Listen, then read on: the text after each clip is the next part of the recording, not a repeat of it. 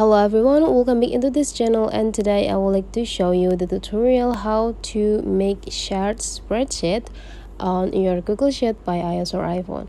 So here I already opened the Google Sheet application, and you can work together with your team from this Google Sheets application. You just need to choose which documents that you want to share into your teamwork. Okay, so for example, I would like to send this sales report November 2023 into my coworker team so that they also have an access to edit, to work with it, and get everything done.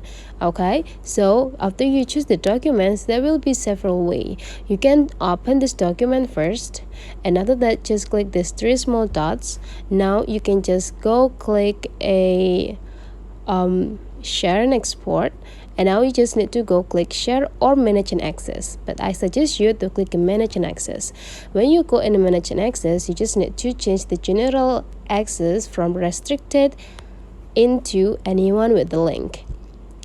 It's not stopped here. So when you already change the restricted link into anyone with the link, you just need to change the viewer into the editor so that people who receive the link from you can open this documents and work on it. When you already changed it, everything is almost done. You just need to copy the link from here, and after that you just need to send the link through email or WhatsApp or anything that you have a communication with your team work. Okay, that's the first way. And what about the other way?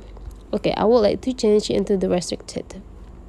Okay, so the second way is the most simplest way. So you don't need to open the documents, you just need to decide which documents that you want to share to, and after that just directly click these three small dots, and after that just find out the manage access.